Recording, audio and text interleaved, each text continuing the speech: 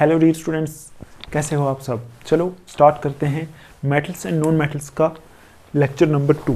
इस लेक्चर में हम करेंगे केमिकल प्रॉपर्टीज़ ऑफ मेटल्स।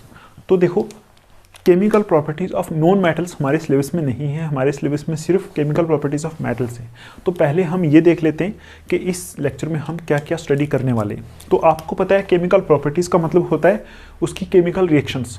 तो ठीक है, तो यहाँ मैंने पहले से लिख के रखा है, आप देख सकते हो। पहले हम स्टडी करेंगे reaction of metals with oxygen, metals की रिएक्शन ऑक्सीजन के साथ, कि डिफरेंट मेटल्स कैसे ऑक्सीजन के साथ रिएक्ट करते हैं। दूसरा हम देखेंगे reaction of metals with water, water के साथ कैसे मेटल्स रिएक्ट करते हैं। थर्ड वाला देखेंगे रिएक्शन विद डाइल्यूट एसिड्स, मतलब डाइल्यूट एसिड्स के साथ कैसे मेटल्स रिएक्ट करते हैं। उसके बाद हम देखेंगे reaction of metals with solutions of other metal salts, हम देखेंगे कि मेटल्स कैसे दूसरे मेटल सॉल्ट्स के सॉल्यूशन के साथ रिएक्ट करते हैं। ठीक, इसी में हम एक चीज़ देखेंगे जिसको बोलते हैं रिएक्टिविटी सीरीज, वो भी हम इसी में देखेंगे। उसके बाद reaction of metals with non metals, हम ये देखेंगे मेटल्स नॉन मेटल्स के साथ कैसे रिएक्ट करते हैं। उसके बाद हम देखेंगे ionic compounds and their properties. ये सारा कुछ हम इस वीडियो में पढ़ने वाले हैं। तो आप देखो, अगर हम इस वीडियो में इतना कुछ पढ़ेंगे तो ये वीडियो ज़रूर थोड़ी सी लंबी हो जाएगी। जिसको लाइफ में कुछ करना है उसके लिए ये वीडियो लंबी छोटी मैटर नहीं करती। इस पूरे चैप्टर को मैं 3 वीडियोस या 4 वीडियोस में ही खत्म कर दूंगा। अगर वीडियो लंबी हो गई तो आप 2 दिन लगा के उसको देख सकते हो। उसके बाद जो नेक्स्ट वीडियो आएगी उसमें हम पढ़ेंगे एक्सट्रैक्शन ऑफ मेटल्स। ये जो एक्सट्रैक्शन ऑफ मेटल्स है ये बहुत बड़ा टॉपिक है, इस पूरे टॉपिक को हम एक वीडियो में कवर करेंगे। बहुत सारी चीज़ें इसमें आती हैं, ठीक है। तो ये पढ़ने के बाद समझो हमारा 90% चैप्टर खत्म हो जाएगा। इसकी भी लेंथी वीडियो होगी तो वो भी आप देखोगे। उसके बाद लास्ट वीडियो जो हमारी आएगी वो होगी, उसमें पढ़ेंगे हम कोरोजन, अलाइज, ये चीज़ें पढ़ेंगे। ये लास्ट लेक्चर होगा, ठीक है। हम ऐसा नहीं पढ़ रहे कि आप सिर्फ एग्जाम के क्वेश्चन सॉल्व करो, हम ऐसा पढ़ रहे हैं कि आपका पूरा सब्जेक्ट बन जाए, ठीक है। पूरा सब्जेक्ट बनाना है अगर आपको, तो फिर तो आपको मेहनत करनी पड़ेगी। जो जो मैं पॉइंट्स आपको लिखवाऊंगा यहाँ सब पॉइंट्स इंपॉर्टेंट हैं, सारे एनसीईआरटी टेक्स्ट बुक के पॉइंट्स हैं। वो अगर आप पढ़ोगे, वो समझोगे, तो कोई ऐसा क्वेश्चन दुनिया में होगा ही नहीं जो आप सॉल्व ना कर पाओ। कोई भी क्वेश्चन एग्जाम में आ जाए आप सॉल्व कर पाओगे, साथ में आपका सब्जेक्ट केमिस्ट्री बनना स्टार्ट हो जाएगा। चलो स्टार्ट करते हैं केमिकल प्रॉपर्टीज ऑफ मेटल्स में। पहली हम देखेंगे रिएक्शन विद ऑक्सीजन। तो यहाँ मैंने लिखा है reaction of metals with air. तो आप ये सोच रहे होंगे कि आपने ऑक्सीजन क्यों नहीं लिखा। देखो, ऑक्सीजन के लिए हम एयर यूज करते हैं, एयर में ऑक्सीजन ही होता है ना, इसका मतलब इसमें तो ऑक्सीजन ही होता है, O2। हाँ लिखो point, metals combine with oxygen to form metal oxide. ठीक, आपको पता है कोई भी चीज, कोई भी एलिमेंट जब ऑक्सीजन के साथ रिएक्ट करता है, वो जो कंपाउंड बनता है उसको बोलते हैं ऑक्साइड, ठीक है। तो यहाँ मैंने लिखा है जो हमारे मेटल्स होते हैं वो ऑक्सीजन के साथ कंबाइन करते हैं। यहाँ एयर लिखा है, इसका मतलब ऑक्सीजन। तो ऑक्सीजन के साथ कंबाइन करके क्या बनाते हैं, मेटल ऑक्साइड बनाते हैं, ठीक। एग्जाम्पल लिखो आप, आगे ऐसे लिख सकते हो, मेटल प्लस ऑक्सीजन क्या बनाएगा, मेटल ऑक्साइड, मतलब मेटल का ऑक्साइड बनाएगा। तो अब आपको आगे पता चलेगा। एग्जाम्पल्स लिखो। एग्जाम्पल्स में क्या क्या लिख सकते हो आप, देखो हम देखते हैं। कॉपर सपोज एक मेटल है, कॉपर प्लस ऑक्सीजन, तो यहाँ से क्या बनाएगा, CuO, कॉपर ऑक्साइड, ठीक। तो इस रिएक्शन को बैलेंस कर सकते हो। देखो यहाँ 2 ऑक्सीजन है तो यहाँ 2 लगा दो, अभी यहाँ 2 ऑक्सीजन है, अब यहाँ 1 कॉपर है तो यहाँ 2 कॉपर है तो यहाँ 2 लगा दो, तो ये रिएक्शन बैलेंस हो गई, ठीक। एक एग्जांपल ये आ गई, कॉपर ने क्या बना दिया, ऑक्सीजन के साथ मिला और क्या बना दिया, कॉपर ऑक्साइड बना दिया। ये क्या चीज़ है, कॉपर ऑक्साइड। और ये Cu मैंने क्यों लिखा है, आपको पता है ना, Cu कॉपर का सिंबल होता है, ठीक। दूसरी एग्जांपल, एल्युमिनियम प्लस O2 क्या बनाएगा, एल्युमिनियम ऑक्साइड बनाएगा। एल्युमिनियम ऑक्साइड का फार्मूला होता है Al2O3, ठीक है, ये फार्मूला होता है। तो अब आप यहाँ 4 लगा दो, यहाँ 3 लगा दो, यहाँ 2 लगा दो, ये एक्चुअल में बैलेंसिंग है। तो ये क्या हो गया, aluminium oxide, aluminium oxide. Balancing तो आपको आती होगी ना, आपने फर्स्ट वाला चैप्टर पढ़ा होगा, ठीक। अच्छा, और देखते हैं एग्जांपल।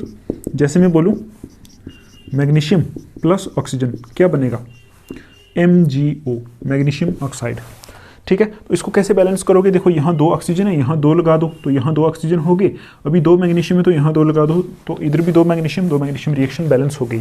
तो ये क्या बन गया, magnesium oxide.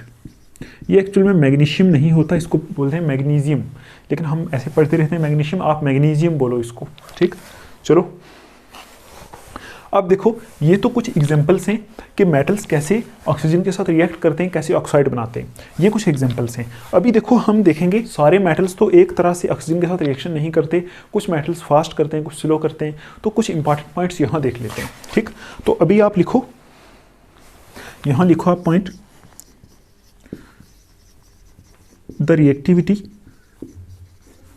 Of different metals are different with oxygen. Different metals is different with oxygen। ठीक, मतलब डिफरेंट टाइप के जो मेटल होते हैं वो ऑक्सीजन के साथ अलग अलग तरीके से रिएक्ट करते हैं। ऐसा नहीं है कि जैसे एक मेटल ऑक्सीजन के साथ रिएक्ट करता है वैसे ही बाकी वाले करेंगे। ठीक, तो ये लिखा है हमने, लिखो कि सोडियम एंड पोटाशियम, सोडियम को Na से रिप्रेजेंट करते हैं, पोटाशियम को K से रिप्रेजेंट करते हैं, react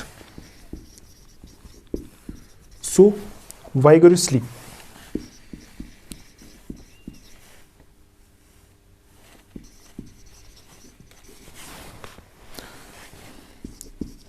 that they catch fire if kept in open, that they catch fire if kept in open, if kept in open, so they are kept immersed in kerosene oil, so they are kept under kerosene oil. तो पहला point है, ये क्या बोल रहा है कि sodium और पोटाशियम जो होते हैं वो बहुत फास्ट रिएक्ट करते हैं ऑक्सीजन के साथ। वाइगोरसली का मतलब होता है बहुत फास्ट। ठीक है, they catch fire if kept in open, मतलब वो इतना तेजी के साथ रिएक्शन करते हैं ऑक्सीजन के साथ कि अगर उनको ऑक्सीजन में खुला छोड़ो वो आग पकड़ लेते हैं। ठीक है, इतने ज़्यादा रिएक्टिव होते हैं, इसलिए उनको कहाँ रखा जाता है, उनको केरोसिन ऑयल के अंडर रखा जाता है। ठीक है, केरोसिन ऑयल के अंदर रखा जाता है। इस अंडर के लिए आप यहाँ इमर्स्ड वर्ड भी यूज़ कर सकते हो। इमर्स्ड का मतलब होता है केरोसिन ऑयल के अंदर। ठीक है, क्योंकि केरोसिन ऑयल के अंदर आप उसको अगर रखोगे वहाँ ऑक्सीजन नहीं होता तो वहाँ वो रिएक्शन नहीं करते। ठीक, तो देखो आपको यहाँ से क्वेश्चन आ सकता है, why sodium and potassium are kept under kerosene oil. तो आप क्या बोलोगे, आप बोलोगे ऑक्सीजन के साथ वो बहुत ज़्यादा रिएक्ट कर लेते हैं तो एकदम आग पकड़ लेते हैं, इसलिए उनको केरोसिन ऑयल के अंडर रखा जाता है। ठीक, ये पहला पॉइंट था। ठीक है, यहाँ से आप एक और पॉइंट लिख सकते हो कि ये इसलिए आग पकड़ते हैं, बहुत रिएक्टिव होते हैं ना, तो सबसे ज़्यादा रिएक्टिव सोडियम होता है। देखो यहाँ लिखोगे sodium is most reactive metal. ठीक है, रिएक्टिव मेटल। आपने अगर रिएक्शन देखी होगी कभी सोडियम की वाटर के साथ या सोडियम की ऑक्सीजन के साथ, आपने देखा होगा जैसा सोडियम को आप बाहर पकड़ते हो एकदम आग पकड़ लेता है, तो इसलिए बहुत ज़्यादा रिएक्टिव मेटल होता है। एक पॉइंट आपने ये लिखना है सोडियम और पोटाशियम के लिए। उसके बाद देखो next point, at ordinary temperature. ठीक, ऑर्डिनरी टेम्परेचर के ऊपर surfaces of magnesium, aluminium, zinc and PB, lead are covered with a thin layer of oxide, ठीक है, which prevent them from further oxidation, which prevent them from further oxidation. ठीक, ये point देखो आप। देखो अभी हमने देखा सोडियम और पोटाशियम मेटल्स के लिए, अभी हम देखेंगे कि जो हमारे बाकी वाले मेटल्स होते हैं जैसे मैग्नीशियम, एल्यूमिनियम, जिंक, लेड, ये लिखा ना, Mg magnesium aluminium zinc lead, ये कैसे रिएक्ट करते हैं? तो ऑर्डिनरी टेम्परेचर के ऊपर, ऑर्डिनरी टेम्परेचर का मतलब हो गया जैसे हमारा जो रूम टेम्परेचर होता है इस पे ही, ठीक। ये जो मेटल्स होते हैं रूम टेम्परेचर के ऊपर ही ऑक्सीजन के साथ रिएक्ट कर लेते हैं, ठीक है। और रिएक्शन करने के बाद देखो क्या लिखा हुआ है, at ordinary temperature surfaces of magnesium aluminium zinc lead are covered with a thin layer of oxide. मतलब ऑर्डिनरी टेम्परेचर के ऊपर ये ऑक्सीजन के साथ रिएक्ट कर लेते हैं और अपनी सरफेस के ऊपर एक ऑक्साइड की लेयर बना लेते हैं। सपोज यहाँ अगर कोई ये वाला कोई मेटल है तो अपनी सरफेस के ऊपर ये ऑक्साइड की एक लेयर बना लेंगे ऑर्डिनरी टेम्परेचर के ऊपर, ठीक। और वो जो लेयर होती है ना वो क्या करती है, which prevent them from further oxidation. वो जो लेयर बन जाती है ना उसके ऊपर, वो ऐसी लेयर हो जाती है कि वो उसके बाद मेटल की जो रिएक्शन होती है ऑक्सीजन के साथ उसको बचाती है, मतलब फर्दर ऑक्सीडेशन करने से उसको बचाती है। ऑक्सीडेशन क्या होता है? ऑक्सीडेशन यही होता है रिएक्शन विद ऑक्सीजन, आपने पढ़ा होगा फर्स्ट चैप्टर में, ठीक है। ऑक्सीडेशन होता है रिएक्शन विद ऑक्सीजन, ठीक। कि ऑर्डिनरी टेम्परेचर के ऊपर इनके ऊपर एक ऑक्साइड की लेयर बन जाती है, उनकी फर्दर ऑक्सीडेशन से बचाती है, मतलब फर्दर उनको ऑक्सीजन के साथ रिएक्ट नहीं करने देती, ठीक। ये एक पॉइंट है। उसके बाद देखो बाकी वाले मेटल्स के बारे में देखते हैं। अभी लिखो iron does not burn on heating, ठीक। But iron filings burn vigorously, but iron filings burn वाइग्रेसली।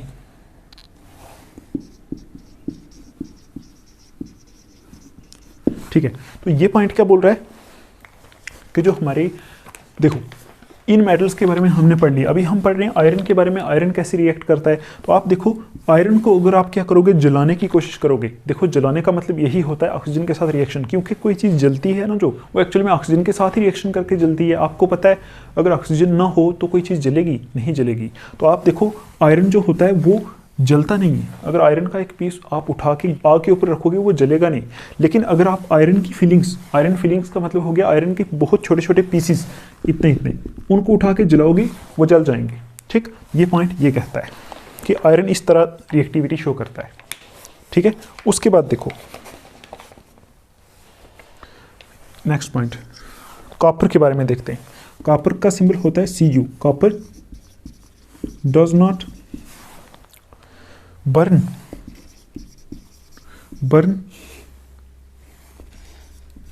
but is coated with black copper oxide, is coated with black copper oxide, ठीक। मतलब जो हमारा कॉपर होता है वो जब ऑक्सीजन के साथ रिएक्ट करता है वो जलता नहीं है, लेकिन उसके ऊपर एक ऑक्साइड की लेयर बन जाती है, ठीक है, वो ब्लैक हो जाता है, ठीक। कॉपर ऑक्साइड की लेयर उसके ऊपर बन जाती है, वो ब्लैक हो जाता है, ठीक है। उसके बाद देखो गोल्ड एंड सिल्वर, Au होता है गोल्ड का सिंबल, एंड सिल्वर होता है Ag। Gold and silver does not react with oxygen, does not react with oxygen, ठीक। जो हमारा गोल्ड मेटल होता है और सिल्वर मेटल होता है ये ऑक्सीजन के साथ रिएक्शन करते ही नहीं। तो अभी देखो अभी इतने में हमने क्या देखा, हमने देखा कि मेटल्स मोस्टली ऑक्सीजन के साथ रिएक्ट करके क्या बनाते हैं, ऑक्साइड्स बनाते हैं, और डिफरेंट मेटल्स डिफरेंट टाइप की रिएक्शंस करते हैं। जैसे सोडियम और पोटाशियम बहुत तेजी के साथ रिएक्ट करता है और आग पकड़ लेता है, ठीक है। उसके बाद देखो और हमने देखा कि मैग्नीशियम एल्यूमिनियम जिंक लेड ये वाले जो होते हैं ये आग नहीं पकड़ते, इनके ऊपर एक ऑक्साइड की एक लेयर बन जाती है, मतलब ये भी रिएक्शन करते हैं। उसके बाद आयरन जो होता है वो भी आग तो नहीं पकड़ता, लेकिन अगर आयरन को आप छोटा करके उसके पीस करके उसके ऊपर आग लगाओगे तो वो आग पकड़ेगा, ठीक है, वो भी ऑक्सीजन के साथ रिएक्ट करता है। उसके बाद देखो कॉपर ये जो होता है ये भी आग नहीं पकड़ता, लेकिन ये भी अपने ऊपर एक ब्लैक कॉपर ऑक्साइड की लेयर बना लेता है ऑक्सीजन के साथ रिएक्शन करके। उसके बाद देखो सिल्वर एंड गोल्ड जो होते हैं ये ऑक्सीजन के साथ रिएक्ट करते ही नहीं, ठीक। आई होप आपको ये इतना समझ में आया होगा कि मेटल्स ऑक्सीजन के साथ रिएक्ट करके क्या बनाते हैं। तो हम इसको साफ करते हैं थोड़ा सा, इसी में आगे देखते हैं कि ये जो ऑक्साइड्स होते हैं मेटल्स के इनका क्या नेचर होता है, ठीक है। उसी में एक और डेफिनेशन आएगी जिसको बोलेंगे एम्फोटेरिक ऑक्साइड, वो देख लेते हैं, इसको साफ करते हैं। देखो ये जो मैं करा रहा हूँ ना, ये मैं आपका सब्जेक्ट बनाने के लिए करा रहा हूँ, समझा रहा हूँ आपको, लेकिन क्वेश्चन आपको इतना मुश्किल नहीं आएगा। ये जो मैंने पॉइंट्स कराए ये सारे आपको क्वेश्चंस में लिखने की जरूरत नहीं है। बोर्ड में जो क्वेश्चन आएंगे वो बहुत आसान होंगे, उनकी आप टेंशन मत करो। मैं अभी आपको वो भी बता दूंगा बोर्ड में कैसे क्वेश्चन आएंगे, ठीक है। चलो इसी में नेक्स्ट पॉइंट लिखो आप, यहाँ लिखो कि जो मेटल्स के ऑक्साइड्स होते हैं, यहाँ लिखो metal oxides are basic in nature. ठीक, देखो जो बेसिक इन नेचर है, जो ये वाला वर्ड आया है एसिड बेसिस और सॉल्ट वाले चैप्टर से, वो मैंने पूरा पढ़ा दिया है, ठीक है। उसकी आप प्लेलिस्ट देख सकते हो, ठीक। मैं यहाँ लिखा हुआ है कि मेटल के जो ऑक्साइड्स होते हैं उनका नेचर क्या होता है, वो बेसिक होते हैं। बेसिक का मतलब वो बेस होते हैं, ठीक, वो बेस होते हैं। तो आप देखो अगर मेटल के ऑक्साइड्स बेस होंगे तो आपने एक रिएक्शन पढ़ी होगी कि एसिड प्लस बेस रिएक्ट करते हैं और क्या बनाते हैं, सॉल्ट एंड वाटर बनाते हैं, पढ़ी होगी। इस रिएक्शन को बोलते हैं न्यूट्रलाइजेशन रिएक्शन, ठीक। तो देखो अगर मेटल के ऑक्साइड्स बेस हैं तो वो किसके साथ रिएक्ट करेंगे, वो एसिड के साथ रिएक्ट करेंगे, ठीक है। अगर मेटल के ऑक्साइड्स बेस है तो वो क्या करेंगे, वो एसिड के साथ रिएक्ट करेंगे ना, ठीक है, क्योंकि बेस हमेशा एसिड के साथ रिएक्ट करते हैं और सॉल्ट प्लस वाटर बनाते हैं। तो देखो यहाँ लिखा है metal oxides are basic in nature, कि जो मेटल के ऑक्साइड्स होते हैं वो बेसिक इन नेचर होते हैं, ठीक। आगे लिखो as they form salt and water, they form salt and water, ठीक, ऑन रिएक्शन विद एसिड्स, ठीक। कि मेटल्स के जो ऑक्साइड्स होते हैं वो बेसिक इन नेचर होते हैं, क्योंकि वो क्या करते हैं, एसिड के साथ रिएक्ट करके सॉल्ट एंड वाटर बनाते हैं। लेकिन आप देखो यहां लिखो some metal oxides, some metal oxides, कुछ मेटल के जो ऑक्साइड्स होते हैं show both acidic and basic nature, show both acidic and basic nature. मतलब कुछ ऐसे ऑक्साइड्स होते हैं जो एसिडिक नेचर भी शो करते हैं, बेसिक नेचर दोनों शो करते हैं। मोस्टली क्या होते हैं, बेसिक होते हैं, लेकिन कुछ ऐसे होते हैं जो एसिडिक नेचर भी शो करते हैं, बेसिक नेचर भी शो करते हैं। तो अब आप लिखो, अब आप देखो अगर एसिडिक नेचर शो करेंगे और बेसिक नेचर दोनों शो करेंगे तो कैसे कैसे होंगे। देखो अगर वो एसिडिक नेचर शो करेगा, ठीक, मेटल का ऑक्साइड अगर एसिडिक नेचर शो करेगा तो वो किसके साथ रिएक्ट करेगा, यहाँ से बेस के साथ, ठीक। अगर बेसिक नेचर शो करेगा तो वो किसके साथ रिएक्ट करेगा, एसिड के साथ। तो इसका मतलब हम ये बोल सकते हैं कि जो मेटल के ऑक्साइड एसिडिक नेचर भी शो करते हैं, बेसिक भी शो करते हैं, वो एसिड के साथ भी रिएक्ट करेंगे, बेस के साथ भी रिएक्ट करेंगे। तो आप यहाँ से लिखो, लिखो metal oxides which react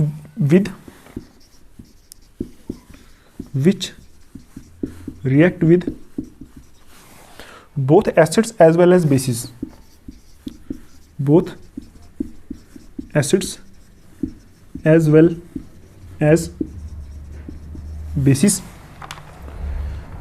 to produce salts and water, to produce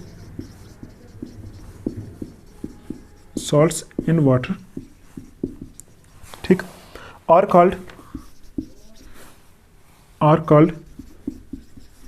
amphoteric oxides,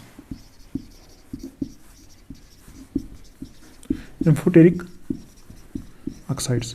देखो हमारी ये वाली एम्फोटेरिक ऑक्साइड्स की डेफिनेशन यहाँ से निकल के आ गई, इसको आप पढ़ो, ठीक।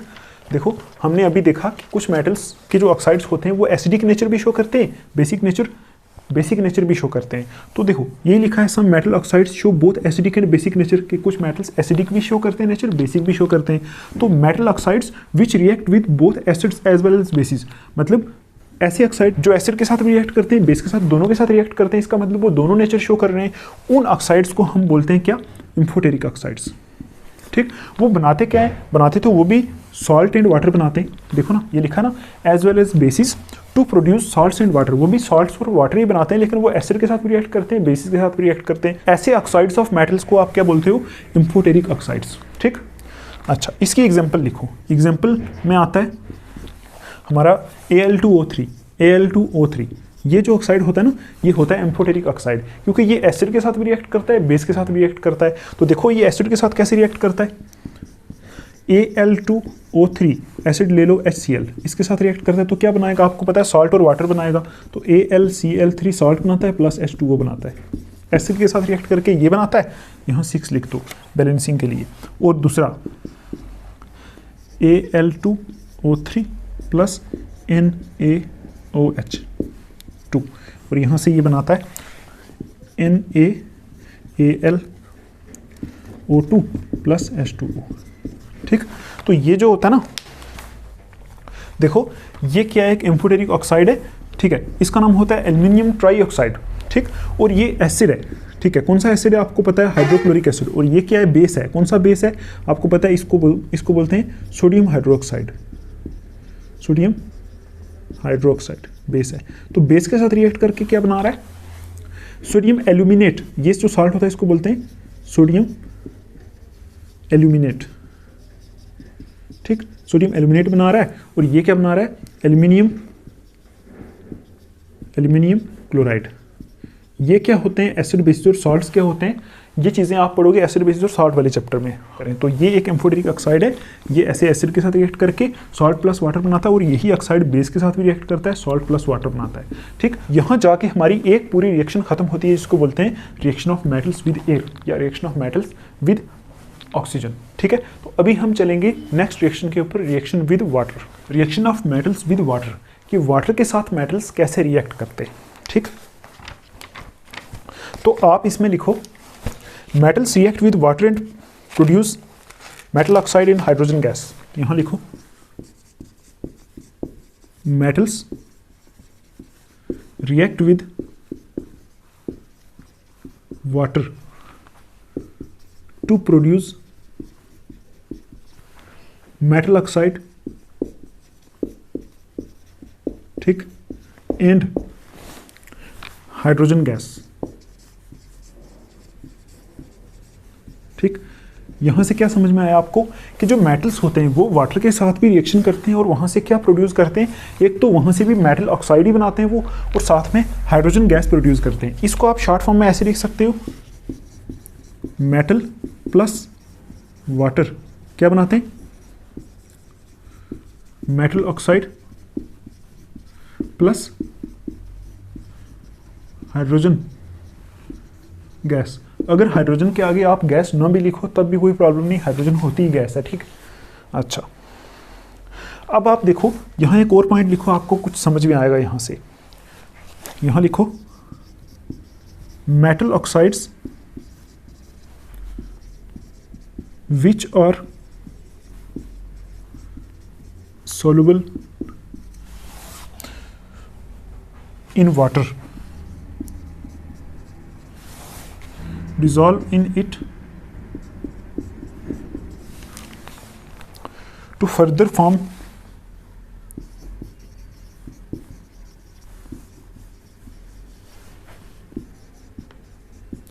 metal hydroxide। ठीक, तो देखो हमें यहाँ से ये पता चला कि मेटल वाटर के साथ रिएक्ट करके क्या बनाते हैं, मेटल ऑक्साइड बनाते हैं प्लस हाइड्रोजन बनाते हैं। लेकिन metal oxides which are soluble in water, कुछ मेटल ऑक्साइड्स ऐसे होते हैं जो यहाँ से बनते हैं। देखो यहाँ से जो मेटल ऑक्साइड्स बने ना, इसमें से कुछ मेटल ऑक्साइड्स ऐसे होते हैं जो वाटर में सॉल्युबल होते हैं। ठीक है, वाटर में सॉल्युबल होते हैं, ठीक है, और वो क्या कर लेते हैं, वो फिर से वाटर में डिसॉल्व हो जाते हैं और क्या बना लेते हैं, मेटल हाइड्रोक्साइड बना लेते हैं। ठीक, मैं अभी आपको समझाता हूँ। यहाँ से मेटल ऑक्साइड बना ना, ये वाला मेटल ऑक्साइड, ये फिर से वाटर के साथ रिएक्ट कर लेते हैं, वाटर में डिसॉल्व हो जाते हैं और क्या बना लेते हैं, मेटल का हाइड्रोक्साइड। ठीक, अभी आपको एग्जाम्पल से मैं समझाऊंगा। ठीक है, इतना समझ में आया आपको। तो आप क्या बोलोगे, जब मेटल वाटर के साथ रिएक्शन करते हैं तो metal oxide plus hydrogen gas बनाते हैं, लेकिन अगर वो मेटल ऑक्साइड वाटर में सॉल्युबल होगा तो वो क्या करेगा, वाटर के साथ फिर से रिएक्ट करके मेटल हाइड्रोक्साइड बना लेगा, साथ में हाइड्रोजन गैस तो प्रोड्यूस होगी, क्योंकि ये वाली चीज़ मेटल ऑक्साइड फिर से ये बन रहा है तो साथ में ये भी तो होगी ना। ठीक, तो एग्जाम्पल देखो आप इसकी, एग्जाम्पल्स जैसे मैं बोलूँ, ये हमारा सोडियम है प्लस वाटर, ये क्या करता है, यहाँ से बना लेता है सोडियम हाइड्रोक्साइड NaOH प्लस क्या बना लेता है, हाइड्रोजन गैस H2, यहाँ ये गैस होती है प्लस यहाँ से हीट निकलती है, ठीक है। ये रिएक्शन एक्सोथर्मिक होती है, यहाँ से हीट निकलती है। ये एग्जांपल आ गई इसकी।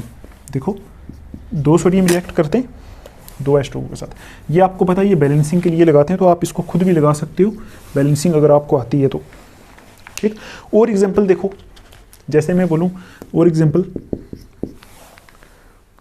कैल्शियम प्लस वाटर क्या बनाता है? कैल्शियम हाइड्रोक्साइड बनाता है। Calcium hydroxide plus hydrogen gas, ठीक। अच्छा, और देखो जैसे मैग्नीशियम प्लस वाटर, ये क्या बनाता है? MgOH2, मैग्नीशियम हाइड्रोक्साइड, ठीक। और प्लस क्या बनाता है? Hydrogen gas. ये वाली ऐसी एग्जांपल्स हैं जिसमें जो मेटल का ऑक्साइड बनता है ना, वो फिर से वाटर में सॉल्युबल होकर मेटल का हाइड्रोक्साइड बना लेता है। ये उनकी एग्जांपल्स हैं। देखो सीधा सीधा ये मेटल है तो साथ में ये वाटर के साथ रिएक्ट किया, सीधा सीधा क्या हुआ? हाइड्रोक्साइड बन गया, क्योंकि पहले तो मेटल का ऑक्साइड बना होगा, वहाँ से वो फिर से वाटर के साथ रिएक्ट करके ओवरऑल लास्ट में मेटल का हाइड्रोक्साइड बन गया। यहाँ देखो हाइड्रोक्साइड, हाइड्रोक्साइड क्या होता है आपको पता है ना? हाइड्रोक्साइड वही ये होता है OH-, इसको बोलते हैं हाइड्रोक्साइड। तो आप देखो जिस कंपाउंड में आपको OH दिखेगा आप बोलोगे वो हाइड्रोक्साइड है। जैसे इसमें ये Na सोडियम है ना, तो OH हाइड्रोक्साइड है तो आप बोलोगे ये सोडियम हाइड्रोक्साइड है, ठीक। इसी तरह यहाँ Ca कैल्शियम है तो OH हाइड्रोक्साइड है तो आप बोलोगे कैल्शियम हाइड्रोक्साइड है, ठीक है। इसी तरह मैग्नीशियम के लिए, ठीक। तो आप देखो इतना समझ में आया आपको। अभी हम कुछ ऐसी भी एग्जांपल्स देखेंगे जिसमें मेटल वाटर के साथ रिएक्ट करके मेटल ऑक्साइड बनाएगा, वो भी एग्जांपल्स देखेंगे। अभी इसमें आप कुछ पॉइंट्स लिख लो। देखो आप पहला पॉइंट यहाँ लिखो, जैसे हमने पीछे वाली रिएक्शन में किया था ना वैसे ही।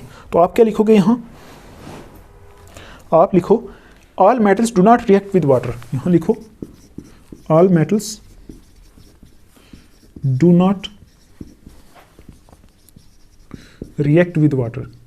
मतलब आप खुद देखो ना, जैसे ऑक्सीजन के साथ सारे मेटल्स एक जैसे रिएक्शन नहीं कर रहे थे, डिफरेंट तरीके से कर रहे थे, इसी तरह वाटर के साथ भी तो सारे मेटल्स रिएक्शन नहीं करेंगे, ठीक है, अलग अलग तरीके से करेंगे। तो यहाँ देखो लिखा है all metals do not react with water, मतलब सारे मेटल्स तो रिएक्शन नहीं करते, लेकिन जो करते हैं उनके बारे में लिखते हैं। देखो metals like potassium and sodium react violently with cold water.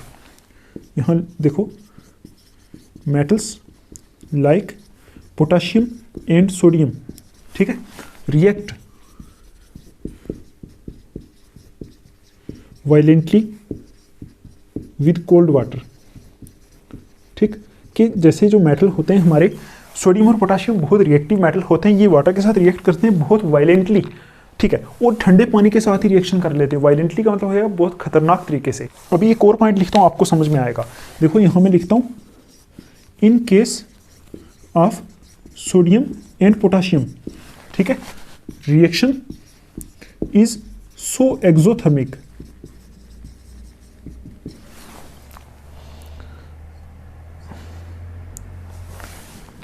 that the H2 gas produced catches fire immediately, ठीक है।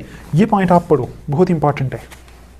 यहाँ लिखा है इन केस ऑफ सोडियम और पोटाशियम, कि सोडियम और पोटाशियम बहुत ज़्यादा हाईली रिएक्टिव मेटल होते हैं, ठंडे पानी के साथ ही रिएक्ट कर लेते हैं।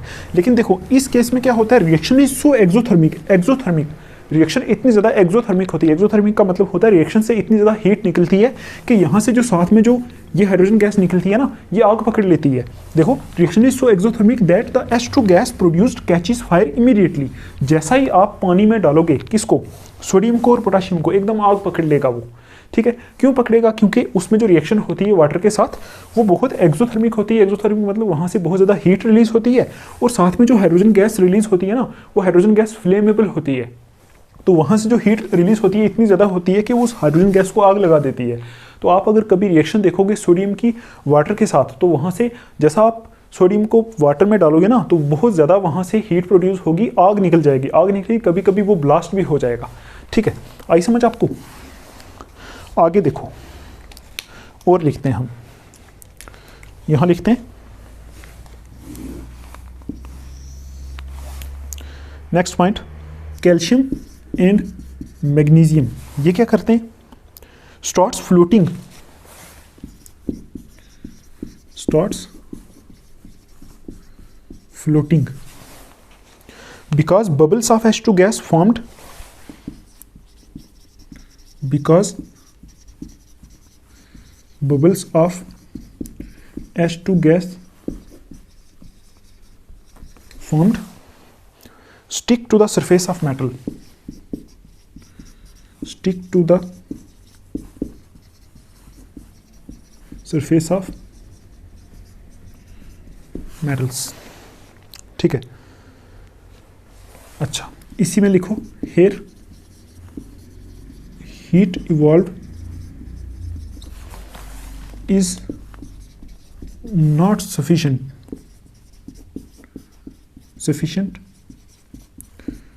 to catch fire। ठीक, तो हमने सोडियम और पोटेशियम के बारे में देखा, अभी हम देखेंगे कैल्शियम और मैग्नीशियम के बारे में। ये जो मेटल्स होते हैं इनकी जब रिएक्शन कराते हो पानी के साथ, मतलब आप इनको पानी के बीच में फेंक देते हो, ठीक, तो क्या होता है, ये फ्लोट करना स्टार्ट हो जाते हैं, मतलब फ्लोट करना स्टार्ट हो जाते हैं पानी में। बिकॉज क्यों, क्योंकि उसमें जो हाइड्रोजन गैस प्रोड्यूस होती है, आपको पता है ना मेटल जब पानी के साथ रिएक्ट करते हैं तो हाइड्रोजन गैस प्रोड्यूस होती है। देखो, because bubbles of hydrogen gas formed stick to the surface of metal, क्योंकि यहाँ से जो हाइड्रोजन गैस प्रोड्यूस होती है ना, वो क्या करती है, वो मेटल की, सपोज यहाँ ये वाला है, ये सपोज कैल्शियम का पार्ट है, ये मैंने फेंक दिया, यहाँ वाटर है इसके बीच में, तो ये क्या करेगा, यहाँ फ्लोट करना स्टार्ट हो जाएगा, क्योंकि उसमें जो हाइड्रोजन गैस प्रोड्यूस होगी वो क्या करेगी, वो इसकी सरफेस के ऊपर यहाँ स्टिक कर जाती है, उसके बबल्स यहाँ स्टिक करती है, तो इस वजह से वो बबल्स निकलते हैं और फ्लोटिंग करना स्टार्ट कर देता है। ठीक है, कौन कौन से, कैल्शियम और मैग्नीशियम, ये क्या करते हैं, वाटर के साथ रिएक्शन करते हैं, लेकिन इसमें क्या होता है, ये पानी के बीच में फ्लोट करना स्टार्ट कर देते हैं, क्योंकि बबल्स जो होते हैं हाइड्रोजन गैस के वो इसके ऊपर स्टिक कर जाते हैं, और इस केस में भी हीट प्रोड्यूस होती है, लेकिन इतनी ज़्यादा हीट प्रोड्यूस नहीं होती कि उनको आग लगे। तभी यहाँ लिखा है हियर हीट इवॉल्व होती है। ठीक है, heat evolve is not sufficient to catch fire, मतलब इतनी हीट इवॉल्व नहीं होती कि वहाँ से उनको आग लग जाए। ठीक है, तो आग किस केस में लगती है, आग सिर्फ सोडियम और पोटेशियम के केस में लगती है, क्योंकि ये बहुत ज़्यादा रिएक्टिव होते हैं, इनकी रिएक्शन बहुत ज़्यादा एक्सोथर्मिक होती है। इसको साफ करते हैं, इसी में थोड़े से और पॉइंट्स हैं वो लिख लेते हैं। अभी देखो एक पॉइंट लिखते हैं और देखो, aluminium, iron, zinc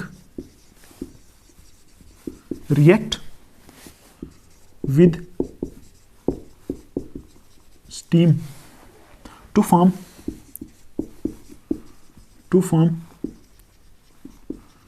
metal oxide, ठीक है, एंड हाइड्रोजन ये एक पॉइंट है। इसमें बोला गया है कि ये जो मेटल्स होते हैं एल्यूमिनियम, आयरन, जिंक, ये भी रिएक्ट करते हैं वाटर के साथ, लेकिन ये ठंडे पानी के साथ रिएक्शन नहीं करते, ये स्टीम के साथ रिएक्शन करते हैं। स्टीम क्या होता है, भाप, बहुत गर्म पानी, ठीक, उसके साथ रिएक्शन करते हैं और क्या बनाते हैं, मेटल ऑक्साइड और हाइड्रोजन बनाते हैं। इनकी एग्जांपल देखते हैं, जैसे एल्यूमिनियम है, एल्यूमिनियम प्लस वाटर के साथ रिएक्शन करता है, ठीक, यहाँ 2 आएगा, यहाँ बनेगा Al2O3 प्लस H2।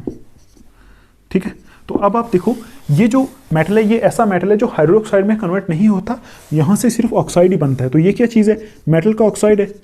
ठीक, मेटल ऑक्साइड है, एल्यूमिनियम ऑक्साइड आपको दिख रहा है। हाइड्रोक्साइड तो कैसा होता है, हाइड्रोक्साइड में तो OH लगा होता है ना, तो ये तो सिर्फ ऑक्सीजन है, इसका मतलब ये मेटल ऑक्साइड है। जैसे आयरन है, ठीक है, प्लस वाटर, ये क्या करता है, एक एग्जाम्पल ये लिख लो, एक एग्जाम्पल ये लिख लो।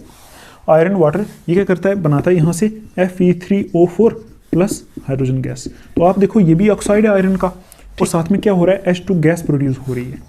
ठीक, समझ में आ रहा है आपको, यहाँ 4 आएगा बैलेंसिंग वाला। ठीक, तो ये वाले मेटल्स हैं वाटर के साथ इस तरह से रिएक्शन शो करते हैं कि ये स्टीम के साथ रिएक्ट करते हैं और सिर्फ ऑक्साइड बनाते हैं, आगे हाइड्रोक्साइड में कन्वर्ट नहीं होते। ठीक, अच्छा, और देखो metals like lead, copper, Pb, lead, copper, silver और गोल्ड, ठीक है, do not react with water. ठीक, तो ये एक पॉइंट है इसमें कि ये वाले मेटल्स तो ऐसे रिएक्शन करते हैं, ये जो मेटल्स होते हैं लेड, कॉपर, सिल्वर, गोल्ड, ये जो होते हैं ये वाटर के साथ रिएक्ट करते ही नहीं। ठीक, तो ये वाला रिएक्शन विद वाटर था, इतना ही हमारा। अभी हम देखेंगे रिएक्शन विद एसिड्स। हम यहाँ देखेंगे डाइल्यूट एसिड्स के साथ मेटल्स कैसे रिएक्ट करते हैं। डाइल्यूट का मतलब क्या होता है, एसिड बेसिस और सॉल्ट वाले चैप्टर में तो मैंने ही समझाया हुआ है, ठीक। तो डाइल्यूट का मतलब होता है जिसमें एसिड की कॉन्सेंट्रेशन कम हो और पानी की कॉन्सेंट्रेशन ज़्यादा हो। तो आप बोल सकते हो ऐसा एसिड जिसमें, मतलब सपोज यहाँ क्या एक बीकर है, इसमें इतना पानी भरा हुआ है, ठीक है, और एसिड की कॉन्सेंट्रेशन सिर्फ इतनी है, थोड़ा सा एसिड पड़ा हुआ है इसमें, बाकी पानी तो बोलोगे डाइल्यूट। और इसका उल्टा होता है कॉन्सेंट्रेटेड, उसमें आप बोलोगे बिल्कुल प्योर एसिड। आप ऐसे भी याद रख सकते हो कि अगर जो एसिड बिल्कुल प्योर होता है, उसमें कोई वाटर नहीं, कुछ नहीं, उसको बोलोगे कॉन्सेंट्रेटेड। कोई ऐसा एसिड जिसमें एसिड की कॉन्सेंट्रेशन बहुत कम हो और वाटर बहुत ज़्यादा हो, उसको बोलोगे डाइल्यूट, ठीक। तो अब देखो यहाँ हम देखेंगे reaction of metals with dilute acids, कि डाइल्यूट एसिड्स के साथ मेटल्स कैसे रिएक्ट करते हैं। यहाँ लिखो metals react with dilute acids, ठीक, टू प्रोड्यूस, क्या प्रोड्यूस करते हैं यहाँ से, सॉल्ट एंड H2 गैस। वही चीज़ है कि जो हमारे मेटल्स होते हैं वो डाइल्यूट एसिड्स के साथ रिएक्ट करते हैं और क्या प्रोड्यूस करते हैं, एक तो सॉल्ट प्रोड्यूस करते हैं और साथ में हाइड्रोजन गैस प्रोड्यूस करते हैं। क्या लिखोगे, metals plus dilute acids, dilute acid, और यहाँ से क्या बनता है, एक तो यहाँ से सॉल्ट बनता है, ठीक, प्लस H2 बनता है, ठीक। आई समझ आपको। तो एग्जाम्पल में आप देखो, जैसे मैं बोलूँ पहले आप करो पोटाशियम प्लस HCl, ये मेटल है पोटाशियम, ये HCl एसिड है, तो हो गया ना मेटल प्लस एसिड। यहाँ से क्या बनेगा, सॉल्ट बनेगा KCl, मेटल का सॉल्ट है, ये मेटल है ना, तो KCl सॉल्ट बनेगा प्लस H2 गैस प्रोड्यूस होगी, ठीक।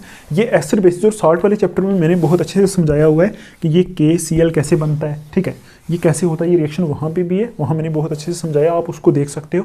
पहले आप ये चैप्टर पढ़ लो, फिर वो जाके पढ़ लेना, आपको पूरा समझ में आएगा, ठीक। ये सॉल्ट है, इसको बोलते हैं potassium chloride, potassium chloride, potassium नहीं होता, पोटेशियम होता है, ठीक है, पोटेशियम क्लोराइड, ठीक। अच्छा, अब देखो दूसरा देखते हैं, सोडियम प्लस HCl, ये सोडियम मेटल है प्लस HCl, ये रिएक्ट करके क्या बनाता है, यहाँ से बनाता है NaCl। आप देख सकते हो यहाँ से Cl है ना और यहाँ से सोडियम है, तो NaCl जुड़ जाएगा, H यहाँ से निकल जाएगा, ठीक। इसी तरह यहाँ पोटेशियम है और यहाँ क्लोरीन है, तो KCl यहाँ से निकल जाएगा, सॉल्ट बन जाएगा और H यहाँ से गैस निकलेगी, ठीक। यहाँ आप 2 लिख सकते हो इसके साथ, 2 बैलेंसिंग के लिए। और ये जो एसिड है ना, ये डाइल्यूट है, इसके पीछे आप लिख सकते हो डाइल्यूट, ये डाइल्यूट है, ठीक। सोडियम क्लोराइड बन गया प्लस H2 गैस यहाँ से भी निकल गई, ठीक। इसी तरह और मेटल्स जैसे कैल्शियम प्लस 2HCl, क्या बनेगा यहाँ से, CaCl2 बनेगा प्लस H2 गैस निकलेगी। अब आपको मैं बताऊँ, देखो यहाँ हमने लिखा NaCl, लेकिन यहाँ हमने CaCl2 क्यों लिख दिया, ये चीज़ें आप पढ़ते हो 9th क्लास में फॉर्मूले बनाते टाइम। जैसे देखो अगर Na है ना, NaCl है, तो ये कैसे बना, इसमें Na की वैलेंसी भी 1 होती है और क्लोरीन की भी वैलेंसी 1 होती है, इसको क्रॉस मल्टीपल कर दो तो क्या बनेगा, NaCl बनेगा, ठीक। लेकिन जो कैल्शियम वाला केस है ना, Ca और Cl, इसमें क्या होता है, यहाँ कैल्शियम की वैलेंसी होती है 2, क्लोरीन की वैलेंसी होती है 1, तो कैल्शियम को इससे मल्टीपल करो, इसको इससे मल्टीपल करो, क्रॉस मल्टीपल करते हैं, इसको कैल्शियम के साथ 1 है तो Ca आएगा, क्लोरीन के साथ 2 है तो Cl2 आएगा, ठीक। आई समझ, ऐसे करके फार्मूला बनते हैं। चलो ये देखो, ठीक। और मेटल्स लेते हैं, जैसे मैग्नीशियम हो गया प्लस HCl, क्या बनेगा यहाँ से, MgCl2। सेम वैसा ही केस है, मैग्नीशियम की भी वैलेंसी 2 होती है, क्लोरीन की 1 होती है, ठीक है, प्लस क्या बनेगा, H2 गैस। ये एक्चुअल में बैलेंस नहीं है, इसको भी बैलेंस कर सकते हो आप। तो यहाँ 2 पोटाशियम है, यहाँ 2 लगा दो, तो यहाँ 2 हाइड्रोजन है तो यहाँ भी 2 लगेगा, फिर यहाँ 2 लगेगा और साथ में यहाँ DIL भी लगेगा, डाइल्यूट लगेगा। इसी तरह इसमें भी क्या होगा, यहाँ भी 2 लगेगा DIL और यहाँ भी 2 लगेगा, ठीक। तो अब देखो ये बैलेंस्ड है, 2 सोडियम है तो 2 सोडियम है, 2 हाइड्रोजन है 2 हाइड्रोजन है, 2 क्लोरीन है 2 क्लोरीन है, ऐसे ये रिएक्शन बैलेंस्ड होगी। बैलेंस आप खुद कर सकते हो, ठीक है।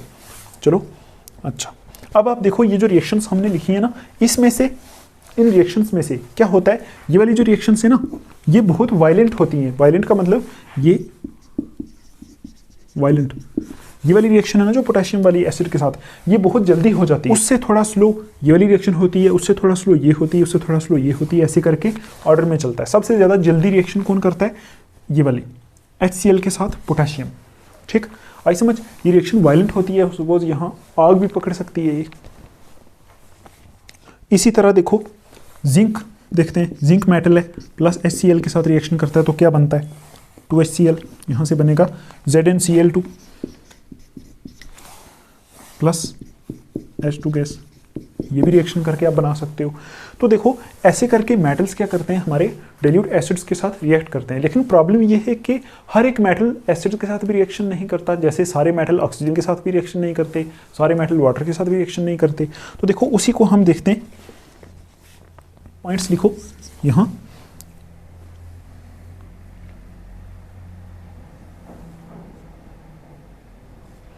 देखो गोल्ड एंड प्लेटिनम, ये मेटल होते हैं गोल्ड एंड प्लेटिनम। प्लेटिनम का सिंबल होता है Pt और गोल्ड का होता है Au। ठीक है, gold and platinum do not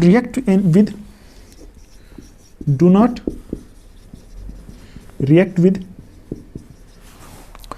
any pure and strong acids, any pure and strong acids. ठीक, मतलब जो हमारे गोल्ड और सिल्वर होते हैं, गोल्ड और प्लेटिनम होते हैं, वो किसी भी एसिड के साथ रिएक्शन नहीं करते। इनमें से कुछ तो एसिड के साथ बहुत जल्दी रिएक्ट करते हैं, कुछ थोड़ा स्लो करते हैं, लेकिन करते तो हैं ना ये मेटल्स। लेकिन कुछ मेटल्स ऐसे होते हैं जैसे गोल्ड और प्लेटिनम हो गया, ये एसिड के साथ रिएक्शन करते ही नहीं, चाहे एसिड जितना भी आप स्ट्रॉन्ग ले लो उसके साथ रिएक्शन करते ही। ठीक है, यहाँ आप लिख सकते हो ना strong acids like HCl, hydrochloric acid, H2SO4, sulphuric acid, HNO3, nitric acid, ETC, इनके साथ रिएक्शन करते ही नहीं। ठीक, that is why they are called noble metal. इसी वजह से इनको क्या बोला जाता है, यहां लिख सकते हो that is why they are called noble metals. इनको नोबल मेटल्स बोला जाता है। नोबल का मतलब होता है शरीफ मेटल्स, मतलब ये रिएक्शन करते ही नहीं, बिल्कुल अनरिएक्टिव होते हैं ये। ठीक, अच्छा आगे लिख सकते हो however these metals can dissolve in aqua regia। ये मेटल ऐसे तो किसी एसिड के साथ रिएक्शन नहीं करेंगे, लेकिन aqua regia में ये डिसॉल्व हो जाते हैं। अभी देखते हैं aqua regia होता क्या है। ठीक, उसको मैं रेड पेन से लिखता हूं, आप लिखो aqua regia क्या होता है। aqua regia ये होता है, यहाँ ब्रैकेट में आप लिख लो, डेफिनेशन आप खुद बना सकते हो। ये क्या होता है, freshly prepared mixture of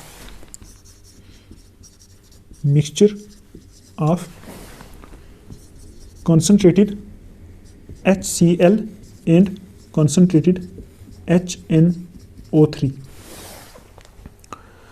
in the ratio of 3:1 by volume। in the ratio of 3:1 by volume. ठीक, तो आप देखो aqua regia क्या होता है, ये क्या होता है, फ्रेशली प्रिपेयर्ड मिक्सचर होता है। मतलब इसमें हम क्या करते हैं, कॉन्सेंट्रेटेड HCl होता है हाइड्रोक्लोरिक एसिड। ठीक, और HNO3 होता है नाइट्रिक एसिड। हम इसमें क्या करते हैं, कॉन्सेंट्रेटेड हाइड्रोक्लोरिक एसिड को कॉन्सेंट्रेटेड नाइट्रिक एसिड के साथ मिक्स कर देते हैं इन द रेशियो 3:1, मतलब 3:1 रेशो में। मतलब 3 पार्ट्स हम किसके डालते हैं, HCl के, 1 पार्ट किसका डालते हैं, नाइट्रिक एसिड का। तो वो जो मिक्सचर बन जाता है उस मिक्सचर को हम बोलते हैं aqua regia। अब देखो aqua regia का मतलब क्या होता है, यहां देखो, यहां मैं लिख देता हूं freshly prepared mixture of concentrated HCl and concentrated HNO3 in the ratio of 3:1 by volume is called aqua regia। यहां लिख दो is called aqua regia, मतलब इसको बोलते हैं aqua regia। ठीक है, तो लैटिन में इसका मतलब क्या था, लैटिन मीन्स रॉयल वाटर, इसका मतलब होता था इसका मतलब है रॉयल वाटर। रॉयल वाटर का मतलब होता है कि बहुत खतरनाक वाटर बोलते हैं इसको एक्वा रिजिया को, कि ये क्या करता है, ये एक्वा रिजिया क्या करता है, गोल्ड और प्लेटिनम जैसे जो मेटल होते हैं उनको भी डिसॉल्व कर लेता है, क्योंकि बाकी वाला कोई भी एसिड उन मेटल्स को डिसॉल्व नहीं कर सकता, एक्वा रिजिया उनको भी डिसॉल्व कर लेता है, इसलिए लैटिन में इसको क्या बोला है, रॉयल वाटर। ये जो एक्वा रिजिया होता है ना, इसी के बारे में एक और लाइन लिखो आप, ये क्या होता है, हाईली कोरोसिव, ठीक है, कोरोसिव एंड फ्यूमिंग लिक्विड।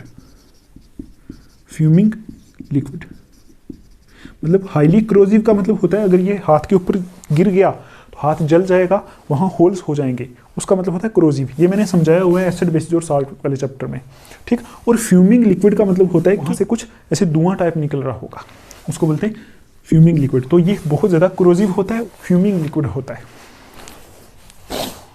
अब आप देखो यहाँ से आपको क्वेश्चन आ सकता है व्हाट इज एक्वा रिजिया, आप बता सकते हो आराम से कि कॉन्सनट्रेटेड HCl और कॉन्सनट्रेटेड HNO3 को मिक्स किया होता है किसमें, 3:1 रेशो में, ठीक, वही होता है एक्वा रिजिया। और वो क्या करता है, गोल्ड और प्लेटिनम जैसे हाईली अनरिएक्टिव मेटल जिनको नॉर्मल एसिड्स डिसॉल्व नहीं कर सकते उनको भी ये डिसॉल्व कर लेता है।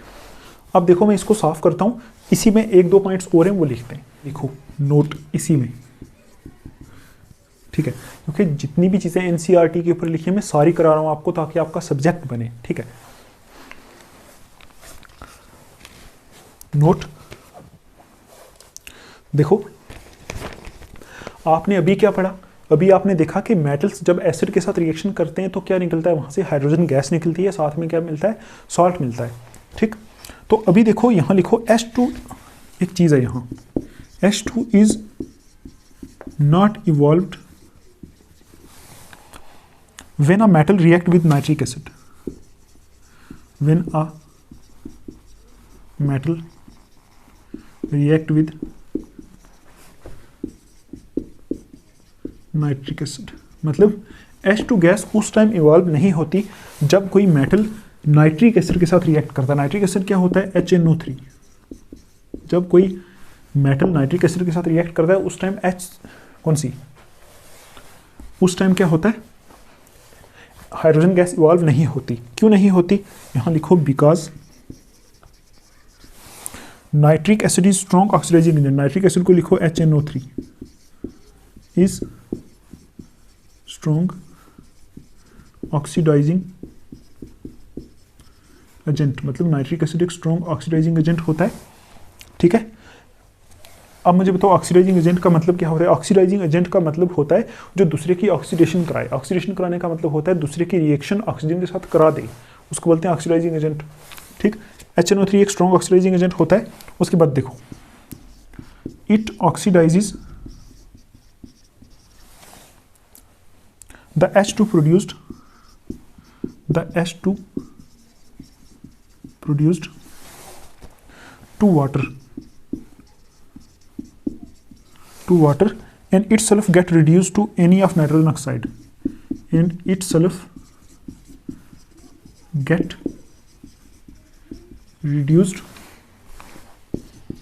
to any of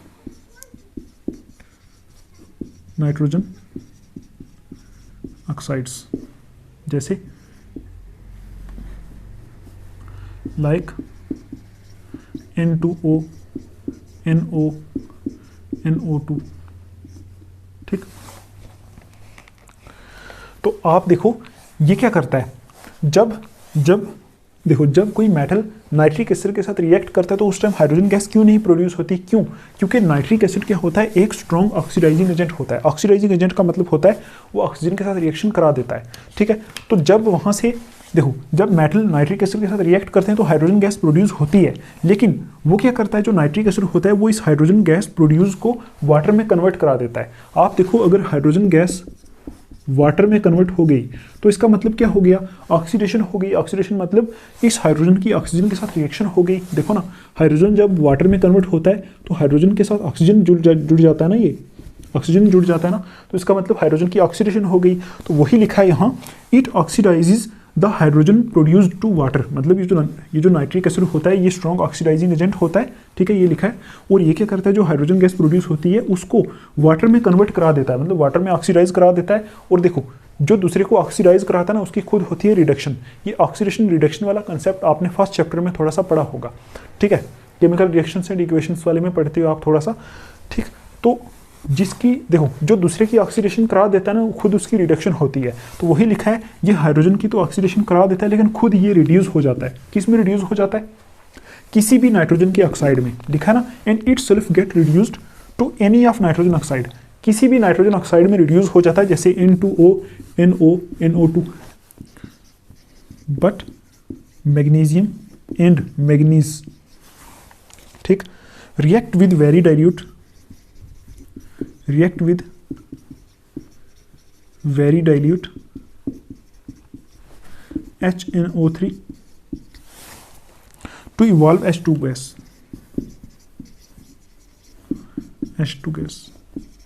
ठीक। तो आप यहां से देखो हमने इस नोट में क्या पढ़ा, हमने ये पढ़ा कि जो नाइट्रिक एसिड होता है उसके साथ जब मेटल्स रिएक्ट करते हैं तो वो हाइड्रोजन गैस प्रोड्यूस नहीं करते। क्यों? क्योंकि वो एक स्ट्रॉन्ग ऑक्सीडाइजिंग एजेंट होता है। वो क्या करा देता है, जो हाइड्रोजन प्रोड्यूस होती है उसकी ऑक्सीडेशन करा देता है और खुद रिड्यूस हो जाता है किसमें, नाइट्रोजन के कुछ ऑक्साइड्स में। इनमें से कोई भी ऑक्साइड हो सकता है, N2O, NO या NO2, ठीक। तो अब देखो लेकिन यहाँ क्या लिखा है, मैग्नीशियम एंड मैग्नीज ये दोनों अलग अलग मेटल होते हैं, ठीक है, मैग्नीशियम बोलते हैं जिसके, ठीक है, मैग्नीशियम और मैग्नीज ये दोनों अलग अलग मेटल्स होते हैं। ये वेरी डाइल्यूट नाइट्रिक एसिड के साथ रिएक्ट करते हैं, मतलब ये दोनों मेटल बहुत ज़्यादा डाइल्यूट नाइट्रिक एसिड के साथ रिएक्ट करते हैं। डाइल्यूट का मतलब हो गया ऐसा एसिड जिसमें पानी बहुत ज़्यादा हो, एसिड की कॉन्सेंट्रेशन बहुत कम हो, ठीक। सपोज मैं बोलूँ 200 मिलीलीटर वाटर है और 1 ml उसमें एसिड है, तो हो गया डाइल्यूट एसिड। उसके साथ रिएक्शन करते हैं और क्या बनाते हैं, यहाँ से हाइड्रोजन गैस प्रोड्यूस करते हैं।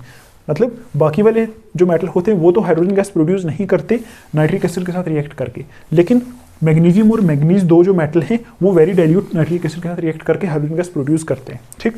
तो यहाँ तक हमारी रिएक्शन रहेगी, reaction of metals with dilute acids, ठीक। तो अभी हम देखते हैं आगे reaction of metals with solution of other metal salts. तो देखो ये हमारी 4th नंबर वाली रिएक्शन है, reaction of metals with solutions of other metal salts, ठीक। कि जो मेटल्स की रिएक्शन होती है दूसरे मेटल्स के सॉल्ट्स के सोल्यूशन के साथ, वो कैसे होती है, तो उसमें आप यहाँ लिख सकते हो, ये लिख सकते हो आप, reactive metals can displace less reactive metals, यहां लिखो reactive metals can displace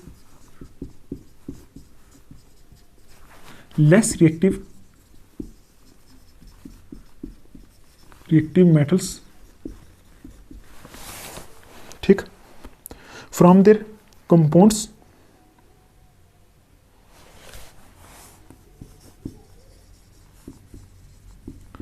their compounds in solution or molten form,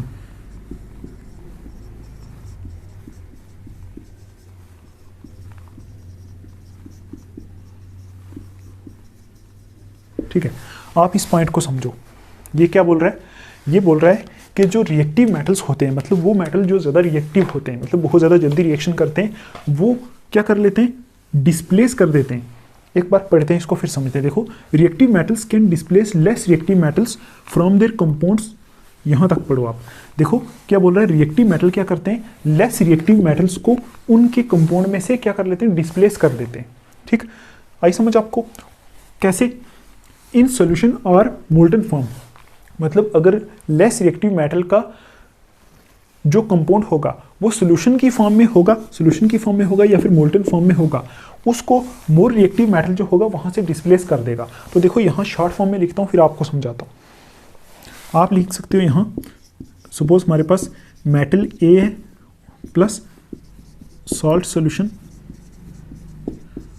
of metal B है, ठीक। तो यहाँ से क्या बनेगा, यहाँ से बन जाएगा हमारे पास metal B plus salt solution of metal A. तो आप यहाँ से समझ जाओगे बहुत आराम से कि जब एक मेटल ए है सपोज हमारे पास, वो दूसरे के सॉल्ट सॉल्यूशन के साथ रिएक्ट कर रहा है, दूसरे का मतलब हो गया दूसरे मेटल के सॉल्ट सॉल्यूशन के साथ रिएक्ट कर रहा है, तो वो क्या करेगा, इसके सॉल्ट सॉल्यूशन में से क्या कर लेगा, इस मेटल बी को हटा देगा। कब हटाएगा, जब ये मेटल ए ज़्यादा रिएक्टिव होगा, तो उस टाइम ये क्या करेगा, ये सॉल्ट सॉल्यूशन के साथ चिपक जाएगा, मेटल बी को वहाँ से हटा देगा, ठीक। तो यही रिएक्शन होती है कि जब more reactive metal less reactive metal के कंपाउंड्स के साथ रिएक्ट करते हैं तो लेस रिएक्टिव मेटल को वहाँ से उठा के बाहर फेंक देते हैं, खुद उनकी जगह चले जाते हैं। देखो metal A plus salt solution of metal B, ये दूसरे मेटल का सॉल्ट सोल्यूशन है। तो अगर ये वाला मेटल ज़्यादा रिएक्टिव होगा तो वो ये वाला मेटल क्या करेगा, ये salt solution of metal B है ना, इसके सॉल्ट सोल्यूशन में से मेटल बी को बाहर निकाल देगा और खुद इस सॉल्ट के साथ मिक्स होकर सॉल्ट सोल्यूशन बना लेगा अपना। ठीक, एग्जाम्पल हमारे पास है आयरन प्लस कॉपर सल्फेट, यहाँ से क्या होगा FeSO4 प्लस कॉपर। ये रिएक्शन देखो आप, ये हमारे पास एक मेटल है आयरन, ये हमारे पास क्या है सॉल्ट सोल्यूशन है कॉपर का, ये कॉपर है, कॉपर का सॉल्ट सोल्यूशन है। अब ये अगर ये ज़्यादा रिएक्टिव है ना, आयरन होता ही ज़्यादा रिएक्टिव है कॉपर से, तो ये क्या करेगा, इस कॉपर को यहाँ से उठा के बाहर फेंकेगा। देखो कॉपर को उठा के यहाँ से बाहर फेंक दिया, खुद SO4 के साथ जुड़ गया, आयरन खुद SO4 के साथ जुड़ गया। देखो तो ऐसे वाली ही रिएक्शन होती है कौन सी, मेटल्स की solution of other metal salts के साथ। ठीक है, वो क्या करते हैं, जो मोर रिएक्टिव मेटल होते हैं वो लेस रिएक्टिव को वहाँ सॉल्ट सॉल्यूशन से हटा देते हैं। रिएक्शन देखते हैं, ये रिएक्शन है जिंक प्लस कॉपर सल्फेट, यहाँ से बनता है हमारा ये जिंक इस कॉपर को, देखो ये जिंक एक मेटल है, ये कॉपर सल्फेट दूसरे मेटल का सॉल्ट है। ठीक है, तो ये जिंक क्या करेगा, इस कॉपर को यहाँ से उठा के बाहर फेंकेगा और जिंक खुद आके SO4 के साथ जुड़ जाएगा, तो कैसा होगा ZnSO4 प्लस कॉपर। ठीक, ऐसा होगा। लेकिन अभी आप ये देखो कि ये जो रिएक्शंस हो रही हैं, आपको कैसे पता चलेगा कि कौन सा मेटल ज़्यादा रिएक्टिव है। ऐसे तो नहीं ना बोल सकते हम, ऐसे कैसे बोल सकते हैं ये रिएक्टिव है ये अनरिएक्टिव है। ठीक है, उस प्रॉब्लम को सॉल्व करने के लिए हमारे पास आता है रिएक्टिविटी सीरीज। साइंटिस्ट ने बहुत सारी डिस्प्लेसमेंट रिएक्शंस करके रिएक्टिविटी सीरीज बना के दिया हुआ है। ठीक है, तो देखो हम यहाँ लिखते हैं, क्या लिखेंगे यहाँ, रिएक्टिविटी सीरीज। ठीक, आई समझ आपको। ये जो रिएक्टिविटी सीरीज है ये क्या होता है, ये एक ऐसा सीरीज होता है जिसमें हमें ये पता चलता है कि कौन सा मेटल ज़्यादा रिएक्टिव है, कौन सा मेटल कम रिएक्टिव है। ठीक है, ये बहुत सारी डिस्प्लेसमेंट रिएक्शंस करा के बना के दिया हुआ है। ठीक, तो पहले आप इसकी डेफिनेशन लिखो। देखो रिएक्टिविटी सीरीज या फिर इसको एक्टिविटी सीरीज भी बोलते हैं, एक्टिविटी सीरीज भी बोलते हैं। ठीक, एक्टिविटी का भी मतलब ये हो गया ना कि कोई चीज़ जो ज़्यादा एक्टिव है वो दूसरे को उसके सॉल्ट से निकाल देगी, या फिर ऐसा बोल सकते हो जो ज़्यादा रिएक्टिव है वो दूसरे को वहाँ से निकाल देगा। ठीक, अच्छा तो आप इसकी डेफिनेशन लिखो। The reactivity series is a list of metals, the reactivity series is a list of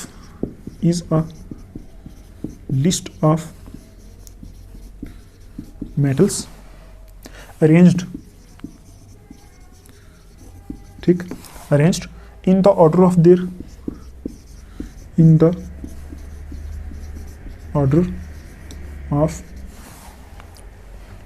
their decreasing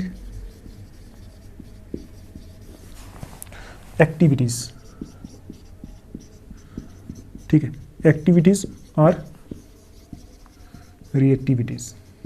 ठीक, आप इस डेफिनेशन को पढ़ो। देखो क्या बोल रहा है, ये बोल रहा है कि रिएक्टिविटी सीरीज एक लिस्ट है मेटल्स की, ये लिखा ना, reactivity series is a list of metals, मतलब मेटल्स की एक ऐसी लिस्ट है जिसको अरेंज किया गया है in order of their decreasing activities, उसकी डिक्रीजिंग एक्टिविटीज में। तो वहाँ से हमें ये पता चलता है, रिएक्टिविटी सीरीज से हमें ये पता चलता है कि कौन सा मेटल ज़्यादा रिएक्टिव है, कौन सा कम रिएक्टिव है। तो अभी हम रिएक्टिविटी सीरीज बना के देखते हैं एक बार। ठीक है, उसके बाद हम आएंगे इन रिएक्शंस के ऊपर, फिर आपको पता चलेगा। देखो इस सीरीज़ को याद करने की मैं आपको एक ट्रिक भी बताऊंगा। तो पहले आप ये लिख लो, ये हो गया हमारा एक सीरीज़ है, इसको हम बोलते हैं क्या, रिएक्टिविटी सीरीज़। यहाँ से ऐसी लाइन लगा दो, यहाँ लिखो, नीचे जाते क्या हो रहा है, रिएक्टिविटी डिक्रीजेस, नीचे जाते हुए यहाँ रिएक्टिविटी घट रही है। तो सबसे टॉप वाला क्या होगा, मोस्ट रिएक्टिव मेटल, या फिर आप इसको बोल सकते हो मोस्ट एक्टिव मेटल। और सबसे नीचे वाला क्या होगा, लीस्ट रिएक्टिव, जैसे गोल्ड है लीस्ट रिएक्टिव। ठीक, आई समझ आपको। सबसे ऊपर वाला सबसे ज़्यादा रिएक्टिव होता है इसमें, सब नीचे जाते जाते क्या होता है, कम रिएक्टिव होना स्टार्ट हो जाता है। तो इसी को बोलते हैं हम क्या, रिएक्टिविटी सीरीज। तो अब आप देखो, इसको याद करने की एक ट्रिक है, आप उस ट्रिक को लिख लो। यहाँ लिखो, पोटेशियम के लिए लिख लो, please send lions, cats, monkeys and zebras into lovely hot countries, into lovely hot countries। ठीक है, उसके बाद आप ऐसे कर लो,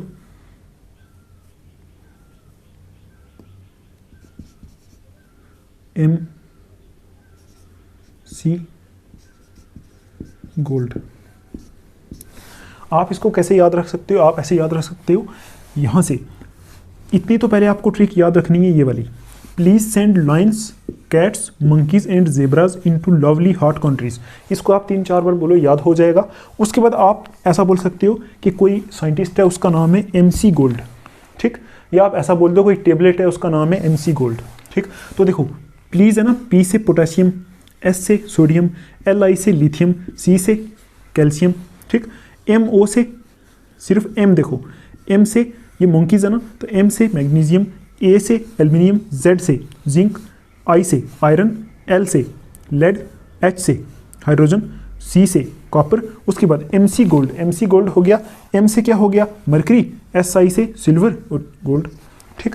तो ऐसे करके आप इस ट्रिक को 3-4 बार लिखोगे तो आपको याद हो जाएगी। तो इसको यूज करके हम देखते हैं मेटल दूसरे मेटल को उसके सॉल्ट सॉल्यूशन से डिस्प्लेस करेगा कि नहीं करेगा। देखो रिएक्शन देखते हैं हम। आई होप आपको ये समझ में आया होगा, ये ट्रिक भी आपको समझ में आई होगी। देखो रिएक्शन देखते हैं पहले। देखो अभी आप देखो, जिंक प्लस कॉपर सल्फेट है, ये रिएक्शन होगी कि नहीं। तो अभी देखो ये जिंक है, ये कॉपर सल्फेट है, आप चेक करो क्या जिंक कॉपर से ज़्यादा रिएक्टिव है।